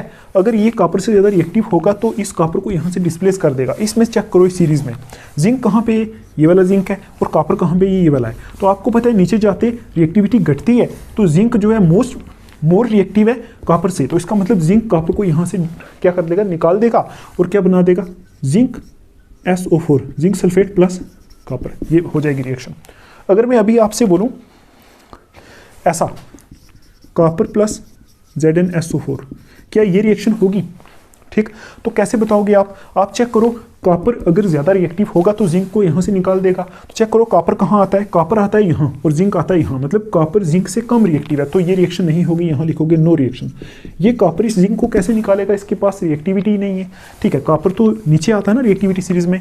तो ऐसे करके यहाँ से आप क्या कर सकते हो, हमारी रिएक्शन है ना, reaction of metals with salts of other metals, तो वो आप रिएक्शन यहाँ से समझ सकते हो कि कौन सी रिएक्शन होगी और कौन सी नहीं होगी। और ये रिएक्टिविटी सीरीज, यहाँ से आपको क्वेश्चन भी आ सकता है, व्हाट इज रिएक्टिविटी सीरीज, तो ये आप ऐसे करके तैयार भी कर सकते हो, और यहाँ से आप ये रिएक्शंस भी देख सकते हो कौन सी होगी कौन सी नहीं होगी। तो चलो अभी हमारी एक ही रिएक्शन बच गई है जिसको हम पढ़ेंगे अभी, जिसका नाम है reaction of metals with non metals, ठीक। चलो उस पर चलते हैं, इसको साफ कर लेते हैं। तो आपने 9th क्लास में ये पढ़ा था, 9th क्लास के लास्ट चैप्टर में आपने ये पढ़ा था कि जो हमारी नोबल गैसेस होती हैं, ठीक है, नोबल गैसेस क्या होती हैं, पीरियोडिक टेबल में जो लास्ट वाली होती हैं, हीलियम, नियॉन, आर्गॉन, क्रिप्टॉन, ठीक है, 18 ग्रुप में आती हैं ये क्या होती हैं, लीस्ट रिएक्टिव होती हैं, लीस्ट रिएक्टिव, ठीक है, बहुत कम रिएक्शन करती हैं। अगर कोई चीज़ बहुत कम रिएक्शन करती है, इसका मतलब वो रिएक्शन नहीं करती, वो क्या है, स्टेबल है। इसका मतलब ये क्या होती है, स्टेबल होती है। आपने ये पढ़ा था, ठीक। और आपने ये भी पढ़ा था वहाँ कि कोई चीज़ क्या करती है, रिएक्शन क्यों करती है, ठीक।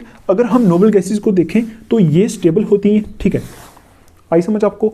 तो ये स्टेबल इसलिए होती है क्योंकि इनका आउटरमोस्ट शेल कंप्लीट होता है, आउटरमोस्ट शेल कंप्लीटली फिल्ड होता है, ठीक है, इसलिए ये स्टेबल होती है। ऐसे ये समझ सकते हो कि कोई चीज़ रिएक्शन क्यों करती है, रिएक्शन इसलिए करती है ताकि वो स्टेबल हो सके। स्टेबल हो सके इसका क्या मतलब हो गया, आप ऐसा बोल सकते हो कि वो क्या करना चाहती है, वो नोबल गैसेस के बराबर होना चाहती है। क्यों होना चाहती है, क्योंकि नोबल गैसेस स्टेबल है ना, वो भी स्टेबल होना चाहती है। चीज़ें लिखते हैं, आप देखो, वी हैव लर्नड दैट, यहाँ लिखो आप, वी हैव लर्नड दैट, मतलब हमने ये सीखा है, कब सीखा है, 9th क्लास में, that noble gases have a completely filled valence shell, have a completely filled valence shell. ठीक, कंप्लीटली फिल्ड वैलेंस शेल होता है, hence they show little reactivity. मतलब उनका जो outermost शेल होता है वो कंप्लीट होता है। आपको मैं एक बार रिवाइज करा दूं, जैसे हमारे पास है हीलियम, तो इसकी इलेक्ट्रॉनिक कन्फिगरेशन क्या होती है, इसका एटॉमिक नंबर होता है 2, तो इलेक्ट्रॉनिक कन्फिगरेशन क्या होती है 2, तो इसका मतलब एक ही शेल है, उसमें 2 इलेक्ट्रॉन आते हैं, तो 2 ही पूरा कंप्लीट है। जैसे मैं बोलूँ हमारे पास है नियोन, ठीक, तो नियोन जो होता है इसका एटॉमिक नंबर होता है 10, ठीक है, एटॉमिक नंबर 10 होता है और इलेक्ट्रॉनिक कन्फिगरेशन होती है 2 8, मतलब इसका outermost शेल है ये वाला और ये कंप्लीट है।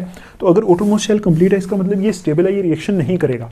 ठीक, वही यहाँ लिखा है कि जो हमारी नोबल गैसेस होती है उनका फील्ड वैलेंस शेल होता है, वैलेंस शेल होता है outermost शेल, ठीक है, वो कंप्लीट होता है, इस वजह से वो बहुत कम रिएक्टिविटी शो करती है। ठीक, आगे लिखो आप लिखो देयरफॉर। आप देखो अगर नोबल गैसेस स्टेबल है तो दूसरे एलिमेंट्स जो अनस्टेबल है वो क्या करना चाहेंगे, वो नोबल गैसेस की तरफ जाना चाहेंगे, मतलब वो ये चाहेंगे ना कि हम भी नोबल गैसेस की तरह स्टेबल हो जाएं। ठीक, तो आप लिख सकते हो therefore reactivity of elements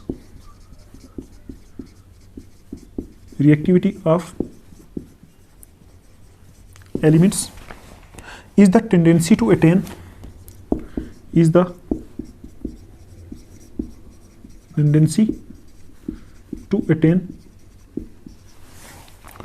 a completely filled valence shell, completely filled valence shell। ठीक, तो आप यहाँ बोल सकते हो कि जो एलिमेंट्स की रिएक्टिविटी होती है वो क्यों होती है, हमारा जो सिलेबस है उसमें बोला हुआ है cause of reactivity of metals और नॉन मेटल्स, मतलब मेटल और नॉन मेटल की रिएक्टिविटी का कॉज क्या है, कॉज यही है क्योंकि आप देखो जो मेटल नॉन मेटल होते हैं उनमें outermost शेल तो कंप्लीट होता नहीं। ठीक, यही तो उनका कॉज है रिएक्टिविटी का, यही लिखा है यहाँ, reactivity of elements is the tendency to attain a completely filled valence shell, मतलब उनकी टेंडेंसी होती है अपने वैलेंस शेल को कंप्लीट करने की। आप देखो सपोज मेरे पास एक हीलियम है, एक मेरे पास सोडियम है, तो इसकी इलेक्ट्रॉनिक कन्फिगरेशन है 2 8, इसकी इलेक्ट्रॉनिक कन्फिगरेशन होती है 2 8 1। ठीक, तो हीलियम तो स्टेबल है क्योंकि इसका outermost शेल कंप्लीट है, लेकिन ये तो स्टेबल नहीं है क्योंकि देखो इसका outermost शेल कंप्लीट है ही नहीं। दूसरे शेल में 8 इलेक्ट्रॉन है, तीसरे में 8 होने चाहिए थे लेकिन एक ही इलेक्ट्रॉन है, तो इसका मतलब ये क्या होगा, रिएक्टिव होगा। ठीक, तो ये अपने आप को स्टेबल कैसे करेगा, आप ये सोचो अगर किसी तरह ये इलेक्ट्रॉन यहाँ से निकल जाए तो आप देखो 2 8 हो गया, अभी तो स्टेबल हो गया, अभी देखो ये हीलियम के बराबर हो गया, स्टेबल हो गया। तो यही तो कारण है रिएक्टिविटी का। अगर किसी मेटल या नॉन मेटल में outermost शेल कंप्लीट नहीं है, ठीक है, तो फिर वो क्या होगा, वो रिएक्टिव होगा, मतलब वो रिएक्टिविटी शो करेगा। ठीक है, तो यही होता है कॉज ऑफ रिएक्टिविटी। तो देखो वही लिखा है यहाँ। तो अब देखो जो मेटल्स होते हैं और नॉन मेटल्स होते हैं वो अपनी इस रिएक्टिविटी को कैसे खत्म करते हैं। ठीक, देखो ना ये मेटल है और कुछ जो होते हैं जो नॉन मेटल्स होते हैं वो अपनी इस रिएक्टिविटी को क्या, मतलब ये जो उनकी रिएक्टिविटी होती है उसको कैसे स्टेबिलिटी में कन्वर्ट करते हैं। तो आप यहाँ लिख सकते हो एटम्स ऑफ द मेटल्स। आप मुझे एक बात बताओ, ये सोडियम है ना, तो इसके outermost शेल में एक इलेक्ट्रॉन है, आप मुझे बताओ अगर ये किसी तरह एक इलेक्ट्रॉन यहाँ से निकाल दे तो क्या होगा, स्टेबल हो जाएगा। तो देखो इसी तरह अगर मैं एग्जांपल लूँ क्लोरीन की, तो क्लोरीन का एटॉमिक नंबर होता है 17।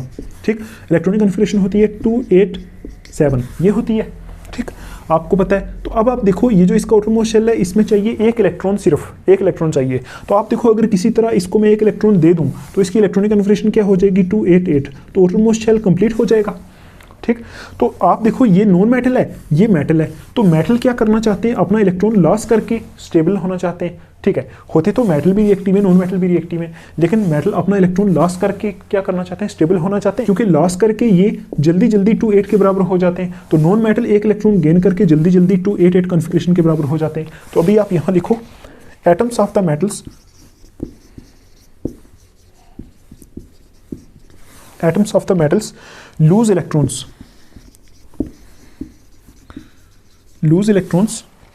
from their valence shell,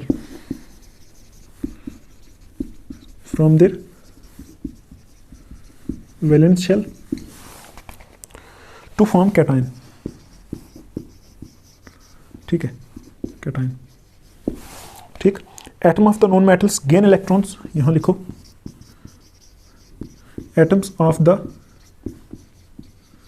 non metals gain electrons, ठीक है, इन द वैलेंस शेल,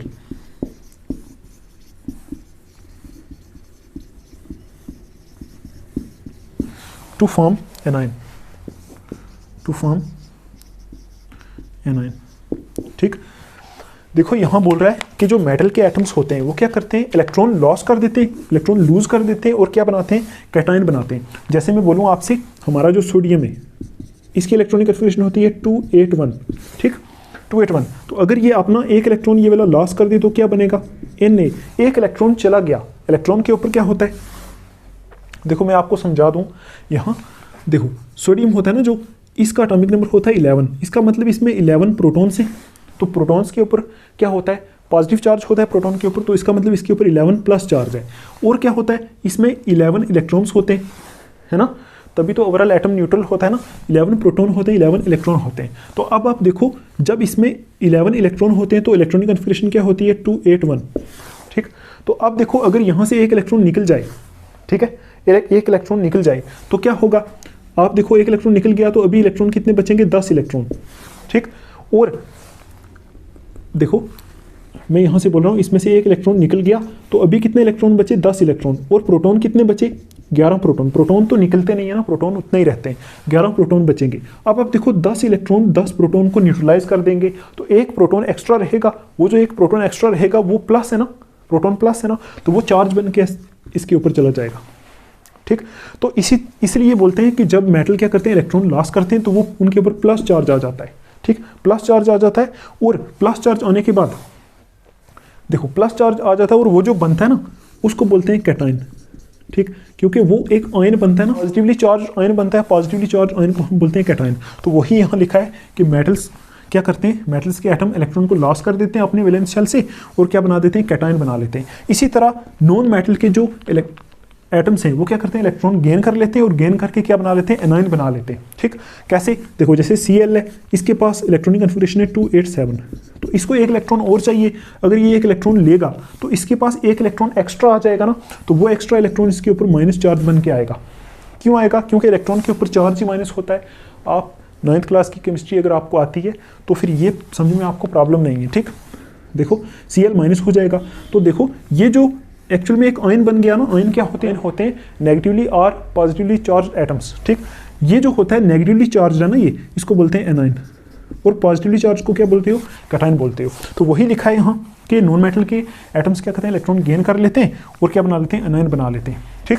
तो मेटल और नॉन मेटल की रिएक्टिविटी का कारण क्या है, रिएक्टिविटी का कारण है उनकी incomplete valence shell electronic configuration, ठीक है। वो क्या करते हैं, इसलिए रिएक्शन करते हैं ताकि वो अपने वैलेंस शेल में इलेक्ट्रॉन पूरे कर पाएं। देखो इसीलिए तो ये करते हैं रिएक्शन, अभी आपको पता चलेगा। हम एग्जांपल में एक देखते हैं कि मेटल और नॉन मेटल रिएक्शन करके कैसा बनाते हैं। अगर मैं बोलूँ यहाँ फॉर्मेशन ऑफ NaCl, NaCl कैसे बनता है, आप देखो यहाँ NaCl कैसे बना होगा, देखो Na प्लस Cl, यहाँ से बन गया NaCl। तो आप देखो यहाँ Na क्या है, मेटल है, Cl क्या है, नॉन मेटल है। ये तो मेटल प्लस नॉन मेटल के बीच में रिएक्शन है ना, देखो ना वही लिखा है, reaction of metals with non metals. तो कैसे होती है रिएक्शन, आप देखो यहाँ से क्या होता है, जो हमारा सोडियम होता है, सोडियम होता है, ये क्या होता है, बहुत रिएक्टिव होता है, इसकी इलेक्ट्रॉनिक कन्फिगरेशन होती है 281, एटॉमिक नंबर 11, 281 इलेक्ट्रॉनिक कन्फिगरेशन। ये अपना एक इलेक्ट्रॉन यहाँ से निकाल देता है, लॉस कर देता है, तो लॉस करने के बाद क्या बनता है, Na प्लस बनता है, प्लस एक इलेक्ट्रॉन निकाल देता है। अब इस सोडियम की इलेक्ट्रॉनिक कन्फिगरेशन क्या होगी, 28 होगी। देखो अब ये स्टेबल हो गया क्योंकि अब ये नियोन के बराबर हो गया ना, ठीक है। तो इसी तरह ये जो बना ना Na प्लस, इसको क्या बोलोगे, इसको बोलोगे सोडियम कैटायन, सोडियम का कैटायन बन गया। और दूसरा क्या होता है, यहाँ क्लोरीन है, तो क्लोरीन क्या करता है, क्लोरीन की एटॉमिक नंबर 17 होता है, इलेक्ट्रॉनिक कन्फिगरेशन 287 होती है। ये क्या करता है, एक इलेक्ट्रॉन को लेता है, किस इलेक्ट्रॉन को लेता है, वही इलेक्ट्रॉन जो सोडियम ने लॉस किया उसको लेता है और क्या बना लेता है, Cl माइनस, ठीक है, Cl माइनस बना लेता है। और इसको क्या बोलते हैं, एनायन है ये, ठीक। अब आप देखो जब ऐसा कुछ होगा, एक इलेक्ट्रॉन लॉस करेगा, दूसरा उसको गेन करेगा। अब देखो इसके ऊपर प्लस चार्ज आ गया, इसके ऊपर माइनस चार्ज आ गया, ठीक, दोनों चार्ज्ड हैं, तो आपको पता है दो अपोजिटिवली चार्ज्ड एटम्स आपस में क्या करते हैं, अट्रैक्ट करते हैं। तो अभी क्या होगा यहाँ, इसको बोलते हैं एक्चुअल में क्लोराइड आयन, क्लोराइड आयन बोलते हैं इसको, ठीक है, क्लोराइड आयन, क्लोराइड एनायन बोलते हैं इसको, ठीक। मैं एक बार फिर लिख देता हूँ, इसको बोलते हैं क्लोराइड एनायन। ये इसके ऊपर 2 माइनस नहीं 1 माइनस है, ठीक। अब आप देखो ये क्या करेंगे, एन ने इलेक्ट्रॉन लॉस किया, Cl ने गेन किया, तो ये क्या करेंगे अब Na plus plus Cl minus पास आ जाएंगे, ठीक है। पास आ जाएंगे तो क्या बना लेंगे, आपस में अट्रैक्ट हो जाएंगे तो क्या बना लेंगे, NaCl बना लेंगे। तो अभी आप देखो, आपको ये समझ में आया, आपको ये समझ में आया कि मेटल नॉन मेटल के साथ कैसे रिएक्शन करते हैं। मेटल क्या करते हैं, अपने इलेक्ट्रॉन लॉस करते हैं, अपने ऊपर पॉजिटिव चार्ज क्रिएट करते हैं, और नॉन मेटल उन्हीं इलेक्ट्रॉन को गेन कर लेते हैं, अपने ऊपर नेगेटिव चार्ज क्रिएट करते हैं, और फिर वो पॉजिटिव नेगेटिव आपस में जुड़ जाते हैं, ठीक है। तो देखो ये पूरा जो प्रोसेस हुआ ना, उसको हम एक स्टेप में कैसे दिखा सकते हैं, देखो एक स्टेप में कैसे दिखा सकते हैं। देखो यहाँ Na प्लस Cl कैसे दिखाओगे, देखो इसकी इलेक्ट्रॉनिक कॉन्फ़िगरेशन क्या होती है सोडियम की 281, इसकी क्या होती है 287, ठीक। तो आप देखो, आपने पढ़ा होगा 9th क्लास में electron dot structure. Electron dot structure का मतलब होता है हम एटम के ऊपर उसके वैलेंस इलेक्ट्रॉन दिखाते हैं, ठीक है, वैलेंस इलेक्ट्रॉन सिर्फ। तो देखो इसका इलेक्ट्रॉन डॉट स्ट्रक्चर क्या होगा, इसका वैलेंस इलेक्ट्रॉन कितने, इसमें वैलेंस इलेक्ट्रॉन कितने 1, तो इसमें 1 दिखा दो। इसमें वैलेंस इलेक्ट्रॉन कितने 7, तो इसके इलेक्ट्रॉन आप ऐसे एरो से दिखाओ, क्रॉस से दिखाओ, देखो 7 है, 2 2 4 2 6 1 7, तो इसके वैलेंस इलेक्ट्रॉन कितने थे 1, इसको मैंने डॉट से दिखाया। अब एक्चुअल में क्या हुआ, इस सोडियम ने इलेक्ट्रॉन क्या किया था, लॉस किया था, और क्लोरीन ने गेन किया था। तो आप ऐसा बोल सकते हो सोडियम ने इलेक्ट्रॉन क्लोरीन को दे दिया, बोल सकते हो, वही तो हुआ। सोडियम ने यहाँ इलेक्ट्रॉन लॉस किया तो उसी इलेक्ट्रॉन को क्लोरीन ने ले लिया, तो ऐसा भी बोल सकते हो ना, इस इलेक्ट्रॉन को सोडियम ने इसको दे दिया, ऐसा भी बोल सकते हो। तो अभी देखो यहाँ से जब सोडियम अपना इलेक्ट्रॉन इस क्लोरीन में ट्रांसफर कर रहा है तो क्या बन रहा है, यहाँ से NaCl बन रहा है। और ये NaCl क्या चीज़ है, पता है आपको, सोडियम क्लोराइड, ठीक, समझ में आया आपको, ठीक है। तो अभी देखो ये जो स्ट्रक्चर होती है ना, ये वाली जो स्ट्रक्चर, ठीक, जिसमें हम वैलेंस इलेक्ट्रॉन्स को इसके ऊपर दिखाते हैं, इस स्ट्रक्चर को हम बोलते हैं electron dot structure, electron dot structure. आप किसी भी एलिमेंट की इलेक्ट्रॉन डॉट स्ट्रक्चर बना सकते हो। जैसे मैं बोलूँ आपसे, आप बनाओ ऑर्गन की, ऑर्गन का एटॉमिक नंबर होता है 18। 10th क्लास में आपको एटॉमिक नंबर 1 से लेकर 20 तक याद करने होते हैं।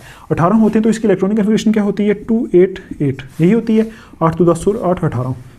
तो कैसे बनाओगे इसका इलेक्ट्रॉन डॉट स्ट्रक्चर, 8 इलेक्ट्रॉन दिखा दो इसके ऊपर, 1 2 3 4 5 6 7 8, ये होगी इसकी इलेक्ट्रॉन डॉट स्ट्रक्चर। ऐसे किसी की भी इलेक्ट्रॉन डॉट स्ट्रक्चर आप बना सकते हो, बस वैलेंस इलेक्ट्रॉन को उठा के डॉट्स में दिखा देना है, ठीक। इतना समझ में आया आपको। अभी देखो यहाँ से हम डेफिनेशन निकालेंगे आयनिक कंपाउंड की। चलो इसको साफ करते हैं, आगे देखते हैं। देखो जब मेटल ने नॉन मेटल के साथ रिएक्ट किया तो कुछ कंपाउंड बने ना, ये कंपाउंड बना यहाँ से ये वाला, ठीक है। और आपको पता है ये कंपाउंड कैसे बना, ये इलेक्ट्रॉन के ट्रांसफर होने से बना। ये इलेक्ट्रॉन यहाँ से यहाँ ट्रांसफर हुआ, मेटल में से नॉन मेटल में ट्रांसफर हुआ, तो वहाँ से बना। तो आप ऐसे लिख सकते हो यहाँ द कंपाउंड्स, ठीक है, फॉर्म्ड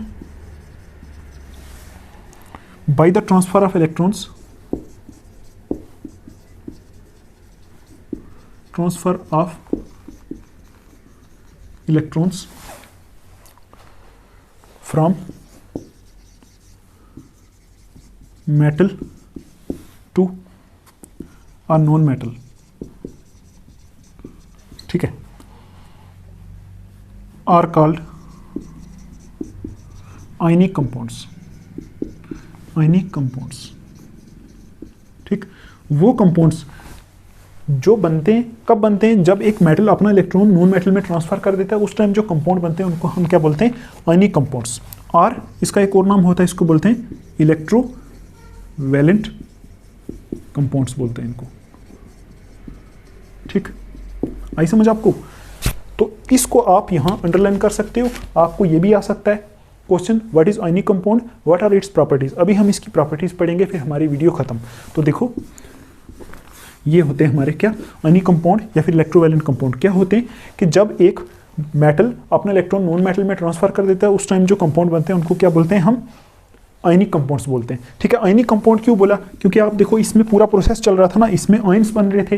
आयंस कैसे बन रहे थे? सोडियम अपना इलेक्ट्रॉन दे के Na+ बनता है और उसी टाइम Cl उसका इलेक्ट्रॉन लेके Cl- बनता है, तो फिर ये आपस में जुड़ जाते हैं। तो ये एक्चुअल में आयंस है ना, ठीक है, चार्ज्ड पार्टिकल्स है ना, ये आयंस हैं, एक कैटायन है एक एनायन है, तो इसलिए इसको बोल दिया आयनिक कंपाउंड या फिर इलेक्ट्रोवैलेंट कंपाउंड। ठीक, एग्जाम्पल में लिख सकते हो आप। और एग्जाम्पल्स क्या क्या हो सकती है इसकी? एक तो NaCl हो सकता है, KCl हो सकता है, ठीक है, और क्या हो सकता है? LiCl हो सकता है, ठीक, CaCl2 हो सकता है, ETC। ये सारे आयनिक कंपाउंड्स हो सकते हैं। ठीक, अभी देखो last topic, properties of ionic compounds. यहां लिखो प्रॉपर्टीज ऑफ आयनिक कंपाउंड्स। ठीक है, अभी मैं इसको साफ कर देता हूं नीचे वाले को। पहली प्रॉपर्टी लिखो इसकी, फिजिकल नेचर। फिजिकल नेचर मतलब इसका फिजिकल नेचर कैसा होता है, मतलब दिखता कैसा है। ठीक, मतलब ये जो आयनिक कंपाउंड्स होते हैं दिखते कैसे हैं। ठीक, तो आप लिखोगे कैसे होते हैं ये, दे आर सॉलिड्स होते हैं, ठीक है, एंड हार्ड होते हैं, ठीक है। उसके बाद लिखोगे generally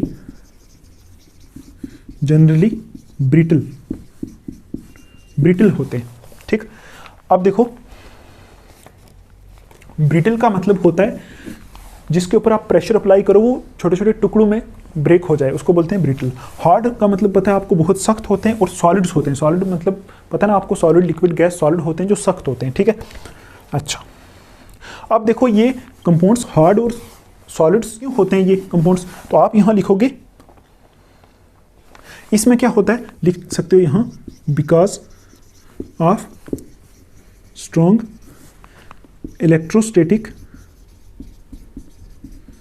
electrostatic forces of attraction, ठीक है, between positively and negatively charged ions. आप देखो इन कंपाउंड्स में क्या होता है, आयंस बनते हैं। ठीक है, दो आयंस आपस में बहुत टाइटली अट्रैक्टेड होते हैं क्योंकि इनके ऊपर चार्ज होता है। तो वो जो देखो दो आयंस के बीच में जो फोर्स होती है ना, दो चार्ज पार्टिकल्स के बीच में जो फोर्स होती है उसको बोलते हैं इलेक्ट्रोस्टैटिक फोर्स। तो वही चीज़ है कि इसमें strong electrostatic force of attraction होती है पॉजिटिवली और नेगेटिवली चार्ज आयंस के बीच में, इस वजह से ये कंपाउंड्स क्या होते हैं, हार्ड होते हैं।